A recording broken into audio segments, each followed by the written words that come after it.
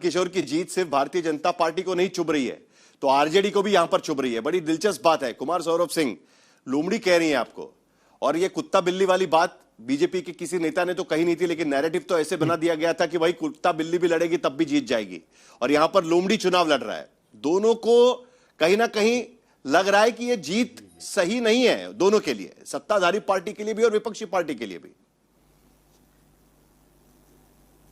जी, बेचैनी स्वाभाविक है साहिल जी। देखिए, एक व्यक्ति और उसके सामने 40 स्टार प्रचारक, 201 विधायक, 33 मंत्री, 45 विधान पार्षद और जो है सभी पूर्व विधायक, पूर्व मंत्री, और उससे बड़ा, सबसे बड़ा जो तंत्र था पटना का एसएसपी और उसकी पूरी पटना पुलिस। कैसे देखा है आपने कि किस प्रकार से जनसुराज के कार्यकर्ताओं को थाने में बिठाया जा रहा था। और ये वो सीट है जो भारतीय जनता पार्टी का दुर्ग, किला, अभेद कहा जाता था, गढ़ कहा जाता था। भाई, यहाँ राष्ट्रीय अध्यक्ष जी का सीट था, विश्व की सबसे बड़ी पार्टी, बिहार की सबसे बड़ी पार्टी, और पटना जैसे जगह में जहाँ 3 दशक से ज़्यादा शासन रहा हो, स्वयं नगर विकास मंत्री रहे हों, उसके बाद भी 64 स्लम की स्थिति जाकर बांकीपुर में आप देखिए। तो सबसे पहले आपके माध्यम से बांकीपुर की 3,80,000 जो मतदाता मालिक हैं उनका विशेष रूप से हृदयपूर्वक आभार कि उन्होंने इस बार पार्टी को नहीं, एक कर्मठ और सुयोग्य उम्मीदवार को चुना है। उन्होंने बिहार की राजनीति को एक नई दिशा दी है। उन्होंने बिहार में आने वाले कई दशकों की राजनीति की दशा और दिशा क्या होगी इसकी भी परिकल्पना दिखाई है। और इसके साथ साथ सम्राट चौधरी जी को लेकर जो हम सब ने कहा कि ये पहला चुनाव है जो सम्राट चौधरी जी के चेहरे पर लड़ा जा रहा है, और ये एक प्रकार का रेफरेंडम है। चूंकि बिहार के जनादेश के साथ धोखा हुआ, इन्होंने 25 से 30, फिर से नीतीश, 2026 नीतीश फिनिश, हाँ, ये कहते हुए सम्राट चौधरी जी को पिछले दरवाजे से भेज दिया। और पहले भी हम लोग कह चुके कि ये चुनाव कोई सरकार बनाने या गिराने का नहीं है, लेकिन एक व्यक्ति प्रशांत किशोर उस विधानसभा में होंगे तो उसका परिदृश्य कुछ और होगा। न सिर्फ बिहार बल्कि देश में जो 30 सांसद यहां से चुनकर दिए, 2014 में 31 सांसद, 2019 प्रतिक्रियाएं दोनों तरफ से आ रही है। बीजेपी कह रही है कि एक बाईपोल से क्या होगा। नहीं साहिल जी, मुझे बीजेपी कह रही है एक बाईपोल से क्या होगा।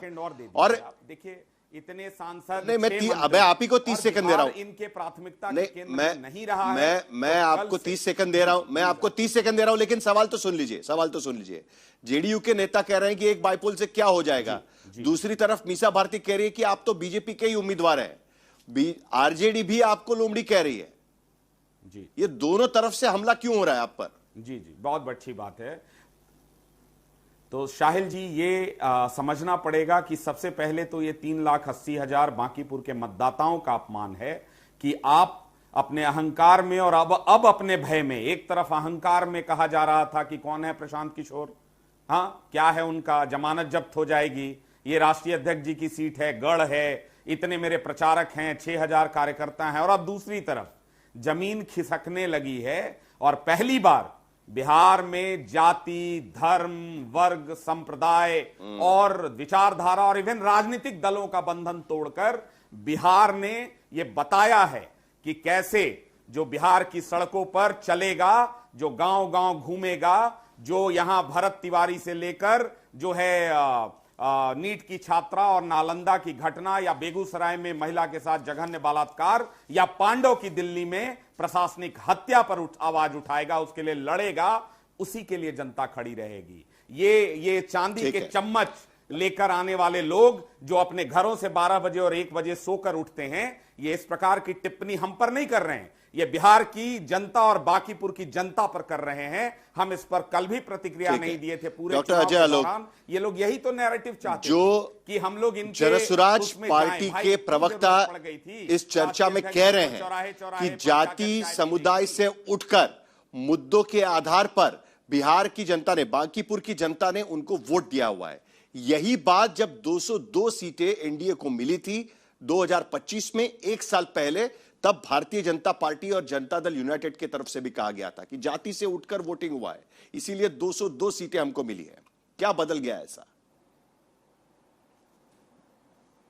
भैया ऐसा है साहिल जी, आप एक साल पहले नहीं साहिल जी, 8 महीने नहीं, पहले, एक मिनट अजय आलोक, सिर्फ 8 महीने पहले, और मैं आज, हाँ, सिर्फ 8 महीने पहले जनादेश आया था जिसमें हमें 202 मिले।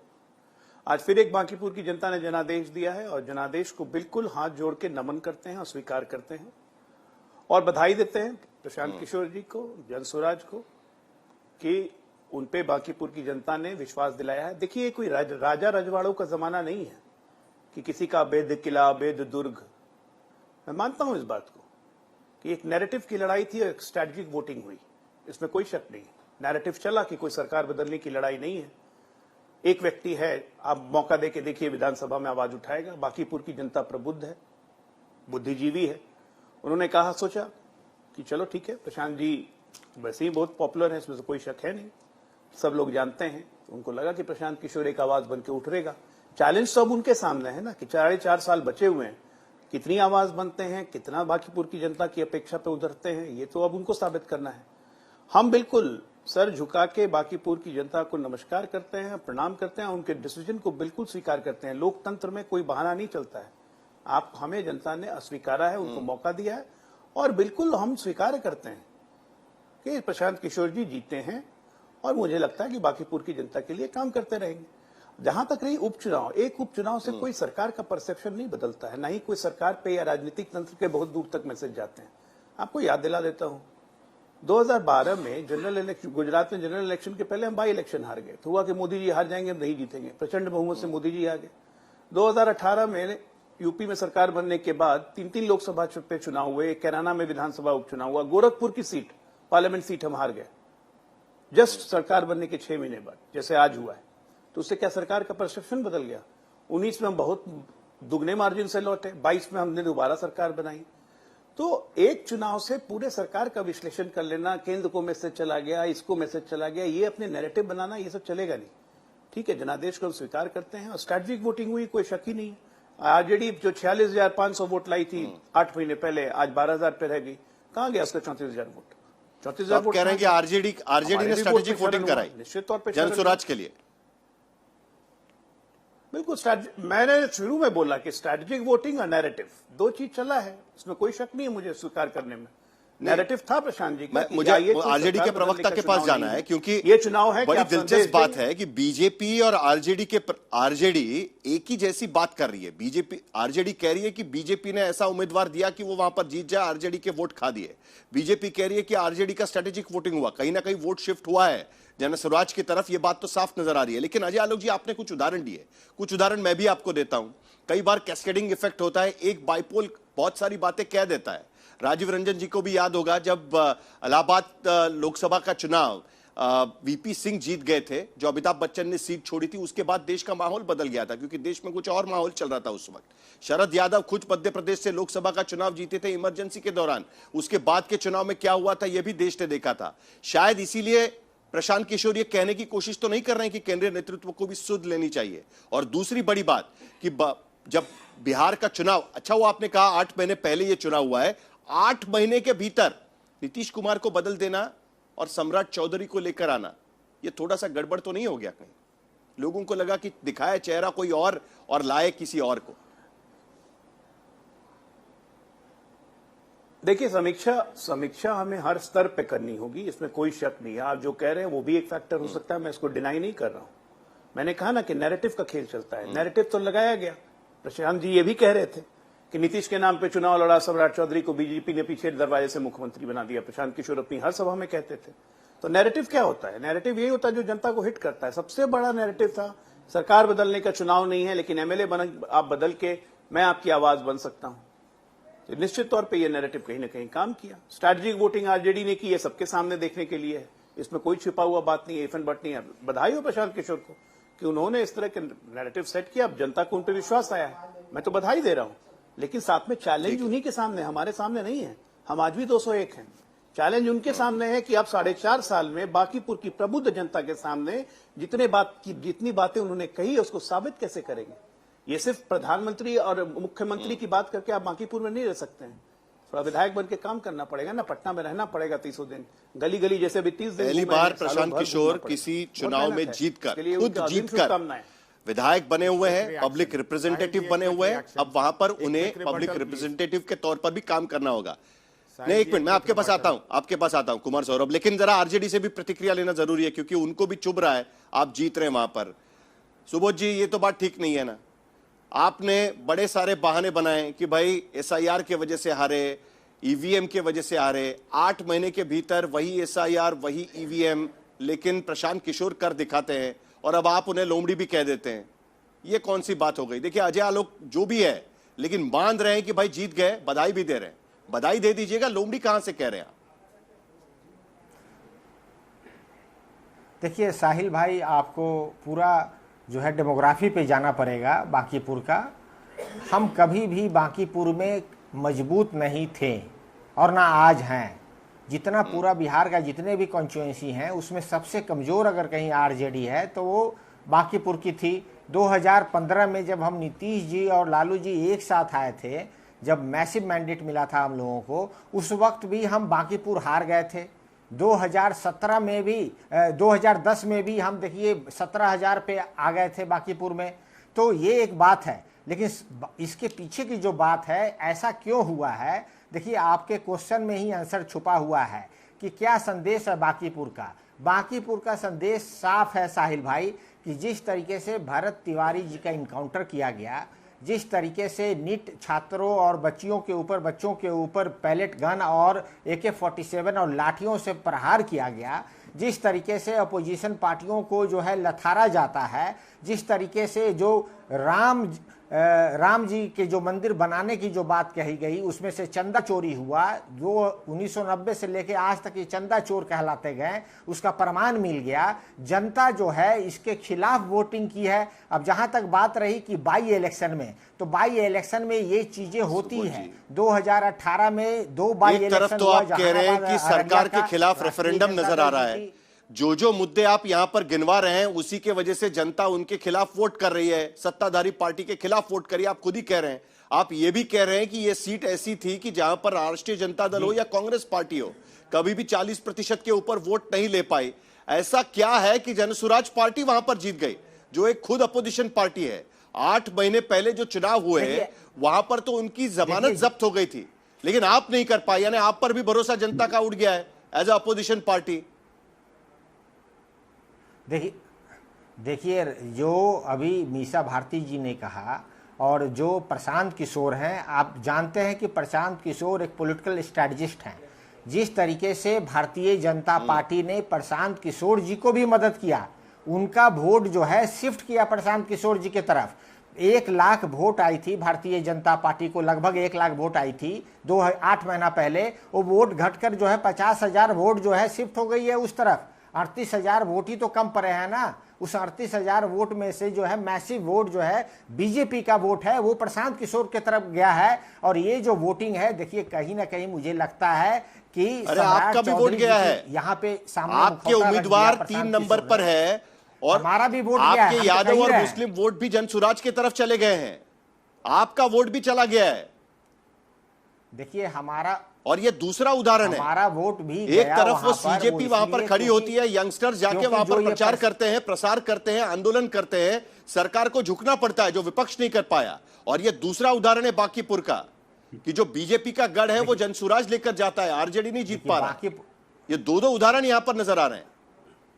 देखिए मैं तो कह ही रहा हूं, देखिए इन्होंने परसेप्शन ऐसा बनाया प्रशांत किशोर जी ने, और भारतीय जनता पार्टी ने सम्राट चौधरी जी को आगे कर दिया लड़ने के लिए। जबकि ये मानना होगा कि जो माननीय प्रधानमंत्री ने कहा कि हमारे बॉस है नितिन नवीन जी अपने जो है बूथ पे इलेक्शन हार गए। रविशंकर प्रसाद जी जो पूरे भारत में जो है लालू प्रसाद यादव जी, तेजस्वी जी को बोलते रहते हैं, अपने बूथ पे वो हार गए। रामकृपाल यादव जी जो मंत्री हैं अपने बूथ पे वो हार गए। तो हमें आप ये बताइए कि बीजेपी एक और बड़ी दिलचस्प बात जो प्रशांत किशोर कह रहे हैं और वो कि लालू यादव या आरजेडी का डर दिखाकर इसके आगे चुनाव नहीं जीता जा सकता। एक जनसुराज पार्टी के नाम पर एक व्यक्ति वहां पर खड़ा है, राजीव रंजन जी। आपके मंत्री कह रहे थे कि एक सीट से क्या होता है, 202 का 201 हो गया, लेकिन एक सीट कभी कभी एक ऐसी चिंगारी बन जाती है कि 201 को भी फूंक देती है। और ये भारत की राजनीति में कई बार देखा गया है। 2 एग्जाम्पल तो मैंने दे दिए, 2 उदाहरण।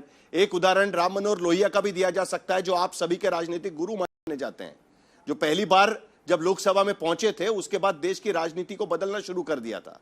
तो क्या आप भी मानते हैं कि एक सीट से कोई फर्क नहीं पड़ता? देखिए साहिल जी, मैं ये नहीं कहूंगा कि किसी भी चुनाव नतीजे का कोई असर नहीं होता है। विश्लेषण होगा, समीक्षा की जाएगी और उसमें कई तथ्य सामने आएंगे। ये अजय आलोक ने भी कहा कि भारतीय जनता पार्टी एक सफल राजनीतिक दल के तौर पर इसीलिए कि जीत हो या हार, हमारी रणनीति में कोई कमी थी। हम विकास को हर घर तक नहीं पहुंचा पाए। जो मुद्दे ज्वलंत हैं उनको किस तरह से हमने संबोधित करने का काम किया। कई ऐसे प्रश्न हैं जिन प्रश्नों का समाधान मिलता है जब विमर्श होगा और विश्लेषण के जरिए उनका हम लोग हल निकालेंगे। लेकिन एक विराट संगठन और एक बहुत ही मजबूत गठबंधन जिसने अभी 8 महीने पहले 202 सीटों पर जीत दर्ज की, हो सकता है मतदाताओं को निराशा हुई होगी कि नितिन नवीन जी एक समर्पित प्रतिबद्ध राजनेता हैं, उनके मुकाबले नए उम्मीदवार में उतना दम हो सकता है उन्हें नहीं दिखा हो। ये भी विश्लेषण का एक पक्ष है। लेकिन इतनी बात तय है कि आज प्रशांत जी, आज के बाद कम से कम चुनाव आयोग को गालियां नहीं, क्योंकि ये ट्रेंड था कि जीत गए तो चुप रहेंगे, हार गए तो फिर ईवीएम से लेकर के और निर्वाचन आयोग। अब जो बड़ी बात है, अब तक आप तेलंगाना, बंगाल, तमिलनाडु कई चुनाव आप लड़वा चुके थे। एक रणनीतिकार के तौर पर आपका ज्यादा वक्त बिहार के बाहर ही गुजरा है। एक जनप्रतिनिधि के तौर केवल ये कह करके आप अपनी जिम्मेदारियों से नहीं बच सकते हैं कि मैं केवल नाली ठीक है, वो तो आकलन उनका होगा एक जनप्रतिनिधि के तौर पर। प्रशांत किशोर क्या करते हैं स्ट्रेटेजिस्ट के तौर पर, तो उनकी जीत यहां पर नजर आ रही है क्योंकि खुद के लिए भी उन्होंने स्ट्रेटेजी बनाई है। लेकिन राजीव जी, एक आकलन आप भी हमारे लिए कर लीजिएगा। कई लोग ये कह रहे हैं कि नीतीश कुमार का चेहरा ना होना ये भी एनडीए के लिए भारी पड़ रहा है। बिहार के भीतर सम्राट चौधरी का चेहरा नहीं चल पा रहा है, 3 महीने के भीतर ही उसका एक नतीजा हमें देखने को मिल रहा है। क्या यह बात सही साबित होगी? नीतीश जी को जिस तरीके से हटाया गया उसका भी खामियाजा कहीं ना कहीं भुगतना पड़ रहा है। नहीं, सबसे पहले किस तरह से हटाया गया ये तो आपका अनुमान हो सकता है। आप अपने तरीके से उस पूरे घटनाक्रम का विश्लेषण कर रहे हैं, लेकिन ये एक शांतिपूर्ण सत्ता का हस्तांतरण था, एक सहमति, और उसके आधार पर अनेक अवसरों पर आपने नीतीश कुमार जी और सम्राट जी को मिलते हुए देखा है और बॉडी लैंग्वेज भी देखा है। और मैं समझता हूं राजनीति में चेहरे और बॉडी लैंग्वेज से किसी दो राजनीतिक दलों के दो प्रमुख नेताओं के बीच के संबंध कैसे हैं उसको समझा जा सकता है। गठबंधन में शामिल जनता दल यूनाइटेड के साथ नहीं, लेकिन राजीव जी आखिरकार नीतीश जी को भी स्टेटमेंट निकालना पड़ा, वीडियो स्टेटमेंट निकालना पड़ा ताकि ओबीसी वोट ना खिसके। उनको भी तो स्टेटमेंट निकालना पड़ा ना। इसीलिए देखिए, राजनीति का आकलन, चुनाव प्रचार का आकलन हम उस तरीके से करते हैं जब बड़े बड़े लोगों को एक छोटे चुनाव में, बाय इलेक्शन में कूदना पड़ता है, स्टेटमेंट निकालना पड़ता है, उसी से आकलन हो रहा है। चलिए मैं सवाल घुमा देता हूं। चलिए आप मुझे बताइए, नीतीश जी का चेहरा होता तो ज्यादा फायदा होता, ऐसा नहीं लगता आपको राजीव जी? देखिए, जो काल्पनिक परिस्थितियों पर मैं चर्चा नहीं करूंगा। नीतीश कुमार जी सर्वकालीन सर्वश्रेष्ठ मुख्यमंत्री बिहार के हैं और देश के चंद ऐसे राजनेताओं में एक रहे जिनको भीड़ से अलग हम सब मानते रहे हैं, और उन्होंने संसाधनों के अभाव के बावजूद बिहार को जिन आसमान की बुलंदियों पर पहुंचाया, हर बिहारी को उन पर फक्र है और गर्व। लेकिन उन्होंने अपना उत्तराधिकारी चुना है और सम्राट जी ये जो सरकार है, उनके नेतृत्व में जो सरकार काम कर रही है, लगातार योजनाओं के अवलोकन से लेकर आप राज्य में उनकी सक्रियता देखती है। यह आकलन तो बड़ा दिलचस्प है। नीतीश कुमार ने अपना उत्तराधिकारी किसी और पार्टी से चुना। ये तो बड़ी दिलचस्प बात है कि नीतीश कुमार ने जनता दल यूनाइटेड से अपना उत्तराधिकारी नहीं चुना है, बीजेपी से अपना उत्तराधिकारी चुना है। यह भी बड़ी दिलचस्प बात है। चलो जल्दी से वीरेंद्र कुमार जी की पे प्रतिक्रिया ले लेते हैं। मुझे केवल 30 सेकंड दे दीजिए। ठीक है, एनडीए के भीतर केवल 30 सेकंड दे। जी मैं दोबारा आता हूं आपके पास, जरा धीरेन्द्र जी से एक प्रतिक्रिया ले लेते हैं, दोबारा आपके पास आऊंगा। साहिल जी बस 30 सेकंड। नीतीश कुमार जी एनडीए गठबंधन के सबसे बड़े नेता है। और गठबंधन के एक नेता के तौर पर उनकी भूमिका अगर मतदाताओं को एनडीए के पक्ष में मतदान करने के संबंध में एक अपील करने की है, तो फिर इस पर किसी को क्यों एतराज है? वो गठबंधन के सर्वमान्य नेता हैं, सबसे बड़े नेता। उन्होंने नहीं, अपील अच्छी बात है। कि गठबंधन आज प्रशांत किशोर कह रहे हैं कि मिलकर जो काम कर रहा है। चेहरा था वो बदला, उसका भी खामियाजा यहां पर भुगतना पड़ रहा है और इसीलिए यह सवाल उठता है। धीरेन्द्र कुमार, क्या एनडीए के भीतर कोई नया चेहरा लेकर आपका भी कहना था कि नया चेहरा होना चाहिए, हालांकि नीतीश जी के चेहरे पर ही चुनाव लड़ा गया था, चेहरा बदलना मुश्किल हो गया थोड़ा, उसकी वजह से दिक्कत हो गई है? सबसे पहले तो आज जन सुराज के संस्थापक का चुनाव जीते हैं, मैं उन्हें बधाई देता हूं और शुभकामना देता हूं। 3 दशकों से बांकीपुर की जनता ने हमें प्रतिनिधित्व दिया था, आज प्रतिनिधित्व उनके कंधे पर दिया है, तो जीत बांकीपुर की जनता ने उन्हें दिया है। मेरे साथ धीरेन्द्र कुमार भी यहां पर जुड़े हुए कुछ बात कर रहे थे। आपका आकलन क्या होगा? क्या जेनजी प्रोटेस्ट के वजह से जो बिहार के भीतर भी बड़े पैमाने पर किया गया था, बिहार सरकार को उनके खिलाफ मामले वापस लेने पड़े थे, और बाकी जो लोकल मुद्दे थे, जो लॉ एंड ऑर्डर से लेकर गवर्नेंस तक कई मुद्दे प्रशांत किशोर अपने चुनाव प्रचार में उतार रहे थे, इन सभी मुद्दों का असर कहीं ना कहीं इस उपचुनाव के रिजल्ट पर नजर आ रहा है? धीरेन्द्र कुमार साहिल जी, देखिए, सबसे पहले तो आज ईवीएम चैन की नींद सोएगा। आज उसने आरोप जो लगे थे उससे बाइज्जत बरी किया है बांकीपुर के लोगों ने। नहीं तो जिस तरह के आरोप हर एक चुनाव में लगाए जा रहे थे, तंत्र पे भी और ईवीएम पे भी, तो ये लोकतंत्र खतरे में डाल रहे थे लोग, आज जिससे ईवीएम मुक्त हुआ है। दूसरी बात है कि जिस तरह से आज उनका जीत ये भी बता रहा है कि राष्ट्रीय जनता दल के जैसे नेता और उनके विपक्ष के नेता जो कि कभी सदन में नहीं बैठते थे, मुझे लगता है कि अब विपक्ष में भी बैठने के लिए सीरियस पॉलिटिक्स करनी होगी। और जो विकास के एजेंडे पर एनडीए आज तक 20 सालों से बिहार में काम हो रहा है, उस एजेंडे पर ही चल करके बिहार के विपक्ष, वो तो गवर्नेंस के खिलाफ भी तो जीत मानी जा रही है ना। गवर्नेंस का मॉडल आपका नहीं चल पाया, जीविका दीदी को आपने वहां पर प्रचार में उतार दिया था, प्रशांत किशोर ने उस पर भी आरोप लगाए थे, इनकम टैक्स की रेड करवाई गई थी, उसका भी असर नहीं हो पाया था। यह भी तो कहा जाएगा ना उसमें, भाई जीत तो आपके खिलाफ हुई है, विपक्ष के उम्मीदवार के खिलाफ नहीं हुई है जीत। मुझे लगता है आपकी सीटिंग सीट थी एनडीए की। मुझे लगता है कि इसका विश्लेषण इस रूप में करना चाहिए कि बिहार लोकतंत्र की जननी रही है और यहाँ विपक्ष भी मतलब स्वस्थ विपक्ष होना चाहिए। जब चुनाव हो रहा था तो हमारे नेता चिराग पासवान जी एयरपोर्ट पर ही कहे थे कि कहाँ है यहाँ पे आरजेडी, तो उस समय नहीं समझ में आया था, लेकिन आज समझ में आ रहा है कि विपक्ष में अगर रहेंगे, विपक्ष स्वस्थ विपक्ष रहने से सही मुद्दे उठते रहते हैं। और मेरी शुभकामना है कि बांकीपुर के मुद्दों को भी बिहार विधानसभा में वो उठाते रहेंगे। बाकी जो विकास के काम है, हमारे नए चेहरे उभर रहे हैं। वहां तमिलनाडु के भीतर विजय का उदय हुआ है। राष्ट्रीय राजनीति में प्रशांत किशोर पहली बार बांकीपुर से जीत रहे हैं और कॉकरोच जनता पार्टी जो युवाओं की पार्टी है, जो अभी तक राजनीतिक पार्टी भी नहीं बनी है, वो एक मंत्री का इस्तीफा ले रही है, चीजें बदल रही है। कुमार सौरभ सिंह, पहले ही आपने खाता खोला तो वो भारतीय जनता पार्टी के राष्ट्रीय अध्यक्ष के सीट से खोला है और अब हमला कर रहे हैं मुख्यमंत्री पर। अगला प्लान क्या नजर आएगा? देखिए, कभी भी हमने सूट एंड स्कूट की राजनीति नहीं की है साहिल जी। कभी भी जो कहा है तथ्यों के आधार पर कहा है। हम नहीं कह रहे कि 100% जो हमने बातें कही वही हुई, लेकिन ये तो नरेंद्र मोदी जी के बॉस की सीट थी, 3 दशक से भारतीय जनता पार्टी के पास रहने वाली सीट थी, विकास की यहां गंगा बहाई गई थी। तो भाई आज ऐसा क्यों हुआ कि 202 सीट आई? बिल्कुल सही बात है, 7 महीने पहले चुनाव हुआ है, लेकिन आप एक चीज नहीं बता रहे हैं कि 7 महीने पहले किस प्रकार से 68,000 करोड़ के इनकम पर 42,200 करोड़ बिहार के फूंक दिए गए।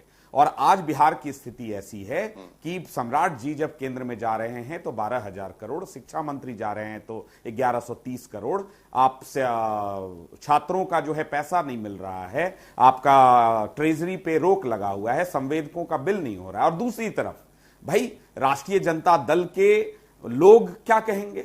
आप अभी 7 महीने पहले चुनाव लड़े हैं, 45,000 50,000 वोट दिया था बांकीपुर ने आपको, और वो लोग आपसे पूछ रहे थे कि विपक्ष के रूप में आपकी क्या भूमिका थी, नामांकन में कहां थे तेजस्वी यादव जी या इनके 4 सांसद या दीदी जो अभी पता नहीं कौन कौन सा शब्दावली प्रचार के लिए नहीं आया। मेरे मित्र यहीं बैठे हैं, अजय आलोक जी, गवर्नेंस पर सवाल है। प्रखर चुनाव कुटिल कह जीतने रहे के लिए थे, तो ये जीविका प्रशांत दीदी किशोर को 10-10 हजार रुपए दे दिए नहीं, थे, प्रखर कुटिल लेकिन आज कह की रहे स्थिति थे। में ये गवर्नेंस पर देखिए, सवाल खड़े हो रहे ये हैं, लॉ एंड ऑर्डर पर अहंकार सवाल जो है, खड़े हो रहे उसकी आज हार हैं, और हुई सबसे है। बड़ी बात मुख्यमंत्री ये पर भी सवाल अहंकार खड़े हो की रहे हार हुई है। हैं। क्या इसका अहंकार कॉग्निजेंस आगे लिया भी जाएगा रहेगा, पार्टी की तरफ तो से, बिहार की जनता या सिर्फ इनको एक उखाड़ सीट फेंकेगी।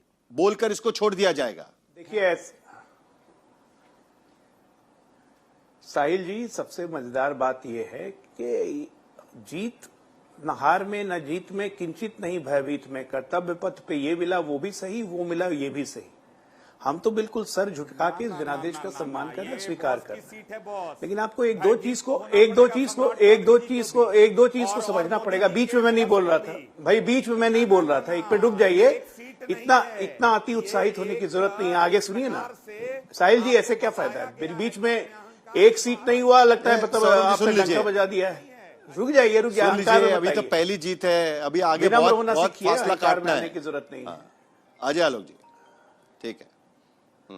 मैं दो बातों पे बस ध्यान देना चाहूंगा। निश्चित तौर पे मैंने शुरू से कहा, मैंने बधाई दी, लोगों को। अरे भाई क्यों बोल रहे हैं भाई, मेरी अगर इसी तरह से हो गया ना नैरेटिव, सब देख रही है, मैंने उसकी भी बधाई दे दी। आगे भी सुधरिए, साहिल जी जरा इनको नहीं शांत सुधरे करवाएंगे, तो दिक्कत होगा। अति उत्साह हो गया है ज्यादा सर, इतना बधाई उत्साह जी, नहीं प्लीज है सर, सुन लीजिए, ठीक है। अरे हम नहीं सुधरेंगे तो आप ही को ना ठीक फायदा है, होगा। शब्दावली जो आप लोग गढ़ते हैं, सुन लीजिए ना। प्रखर कुटिल। अरे भाई सुनिए, प्रखर कुटिल, अति इससे बाहर आइए। वो तो आज भी मैं कह रहा हूँ, प्रखर कुटिल तो है ही। चलिए, आज खुश है वो। ये तो 18,953 वोट से जीते हैं। अजय आलोक जी को बोलने नहीं दे रहे हैं। हम लोग इस प्रकार के शब्द नहीं बोलते हैं। अब ये देख लीजिए, प्रखर कुटिल अभी याद है इनको। आप अपने अहंकार ये प्रखर कुटिल मैं नहीं बोला था, ना मैं नहीं बोला था। बाकीपुर की जनता ने बता दिया है ना कि कितना बड़ा देखिए कितने प्यार से 45% से ज्यादा वोट लेकर प्रशांत किशोर बांकीपुर की सीट जीत गए हैं। पटना की ये सीट है और पिछले 30 साल से लगातार भारतीय जनता पार्टी जीत रही है। विपक्ष के किसी भी पार्टी को, आरजेडी हो या कांग्रेस, उस सीट पर बीजेपी को नहीं हरा पाई थी, लेकिन जनसुराज पार्टी दूसरा चुनाव और यहां पर प्रशांत किशोर जीत जाते हैं।